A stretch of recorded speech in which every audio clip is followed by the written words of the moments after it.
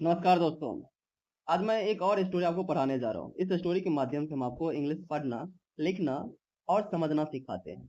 Line by line कैसे आप translate करेंगे, ट्रांसलेट करके आप समझेंगे कैसे कि इंग्लिश में लिखा जो है वो हिंदी में कैसे समझ सकते हैं। ये सारी चीजें हमें एक्सप्लेन करते हैं, ठीक है। देखिए, ज्यादातर समस्या क्या है, लोग ये समझते हैं कि यार हम गलती कर देंगे तो लोग क्या कहेंगे, या ज्यादातर माहौल की कमी के कारण होता है कि लोग इंग्लिश नहीं सीख पाते हैं, या समझ लीजिए उनको ट्रांसलेट नहीं करने आता है कि कैसे हम उसको समझें। या बहुत सारे ऐसे लोग होते हैं जो अपनी बोलचाल की भाषा में ग्रामर इंग्लिश के वर्ड का प्रयोग करते हैं। तो उस समय ना हम उन व्यक्तियों से सही से कन्वर्सेशन नहीं कर पाते हैं।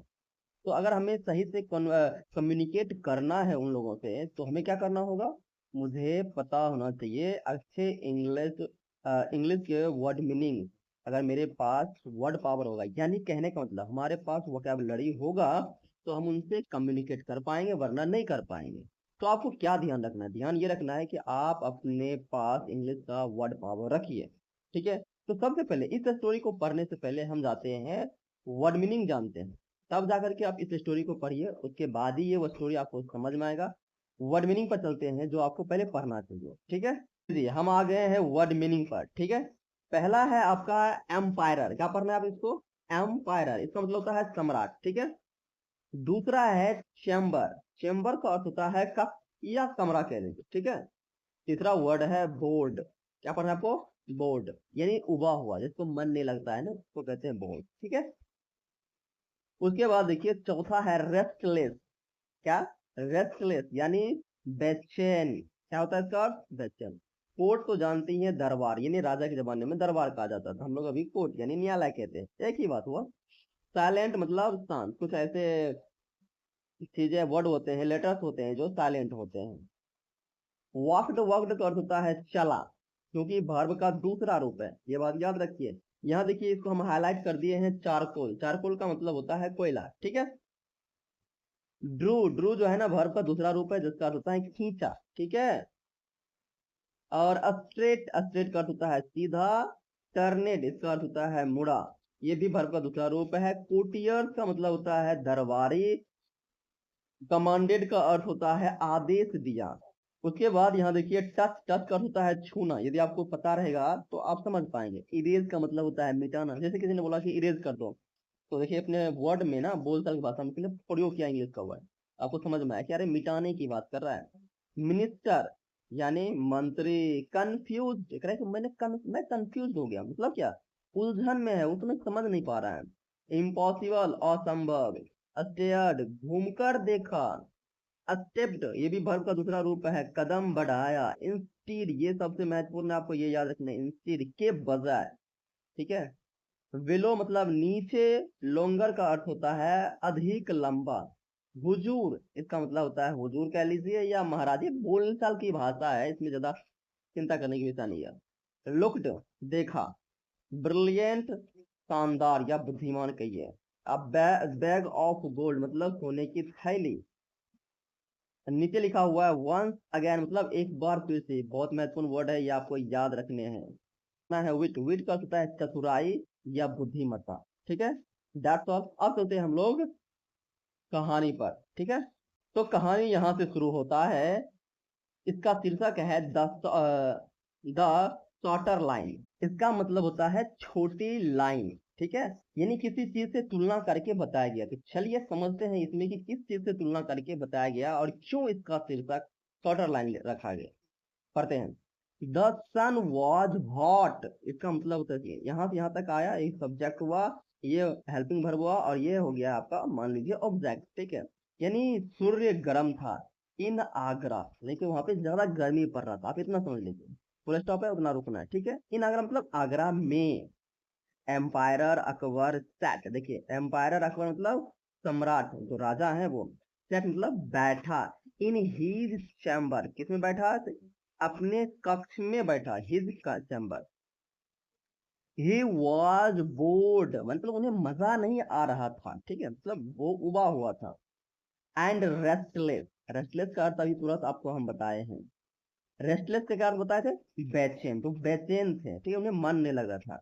द कोर्ट वाज साइलेंट, यानी दरबार जो थे वो बिल्कुल शांत था, ठीक है। Akbar walked to a white wall. Akbar walked, देखिए अकबर चला, किधर चला? व्हाइट वॉल, एक दीवार था जो कि उजला दीवार था।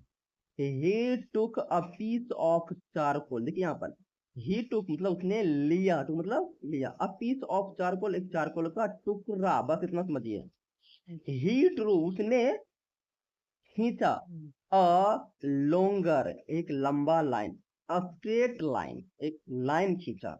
ही टर्ने टू हिज कोटिया, देखिए ही टर्ने मतलब टर्ने का अर्थ बताया मुड़ा, उसने मुड़ा, हिज कोटियस अपने दरबारियों के की ओर, मेक दिस लाइन शॉर्टर, कह रहा है कि बनाओ, इस लाइन को छोटा बनाओ। अकबर कमांडेड, अकबर ने आदेश दिया, ठीक है। But you can not touch it, देखिए क्या मुश्किल कर दिया। कह रहा है कि एक लाइन उन्होंने ऐसे खींचा, कहा कि इस लाइन को छोटा करो, और कहा कि तुम इसे टच नहीं कर सकते। You can not erase it, आप इसे मिटा भी नहीं सकते। यानी एक लाइन जो उन्होंने खींचा, उस लाइन का ना तुम्हें इसे मिटाना है, ना इसे इरेज करना है, ना इसे छूना है, लेकिन इसको छोटा करना है। क्या आप कर पाएंगे? करके बताइए। द मिनिस्टर्स वर कंफ्यूज, सभी मंत्री कंफ्यूज, क्या ऐसे कैसे हो सकता है? It seemed impossible, it seemed का मतलब होता है लगता है, ये लग रहा था कि इम्पॉसिबल है।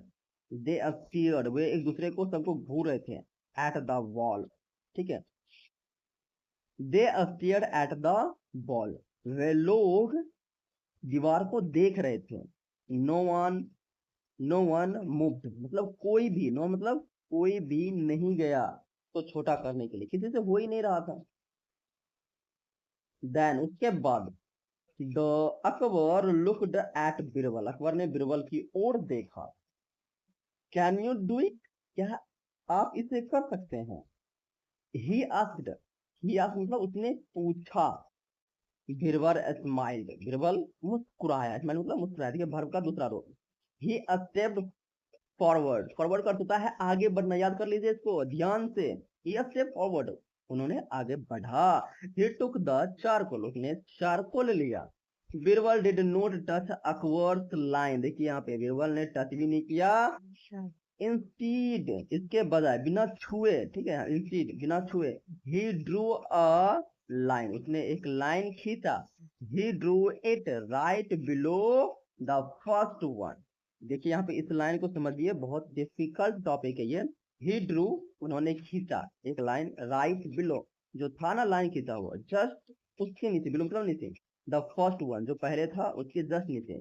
But he made his line much longer, लेकिन उन्होंने जो लाइन बनाया था, उस लाइन से, जो लाइन खींचा था उस लाइन से बड़ा। लुक एट हियर, आप यहाँ पे देख लीजिए, जो लाइन पहले से खींचा था उस लाइन से बड़ा। अब देखिए क्या हुआ। ही स्टेप्ड बैक, वो फिर पीछे हट गए। लुक हुजूर, अब क्या बोले हैं? देखिए महाराज, बिरबल सैड, बिरबल ने कहा, योर लाइन इज शॉर्टर, आपका जो लाइन है वो छोटा हो चुका है। आप बताइए, आप इनमें से कौन लाइन बड़ा है और कौन लाइन छोटा है? Akbar looked at the wall, Akbar ने उस दीवार को देखा। इट वॉज ट्रू, ये सही था। वाह। Next to the, next to the long line, यानी इस लाइन के बाद जो लाइन था वो सही में उससे बड़ा था। हिज लाइन लुक्ड स्मॉल, उन्होंने जो लाइन खींचा था वो स्मॉल दिख रहा था, छोटा दिख रहा था इसकी तुलना में। यस।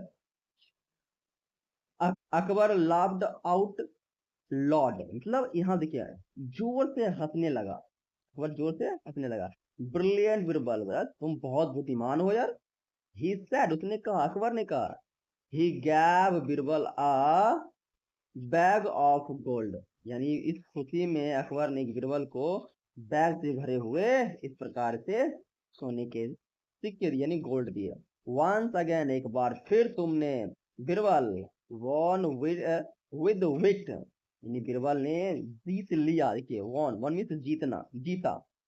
क्या? अपनी बुद्धिमत्ता से, अपनी समझदारी से एक बार फिर उन्होंने इस माहौल को जीत लिया, अपनी दरबारी को हरा दिया।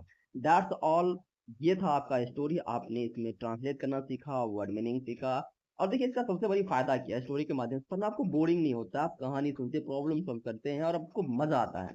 ठीक है, तो इस प्रकार से आप कहानी भी सुन लेते हैं और आप इंग्लिश पढ़ना भी सीख जाते हैं, जो वर्ड मीनिंग्स आपको प्रॉब्लम दे रहा था वो भी सीख जाते हैं, या आपको एक नई जानकारी मिलता है। इतने सारे फायदे के साथ हम लोग अभी समाप्त करते हैं। नेक्स्ट वीडियो में हम फिर से बात करेंगे एक अलग स्टोरीज के साथ, नए वर्ड मीनिंग सीखेंगे। Thank you so much.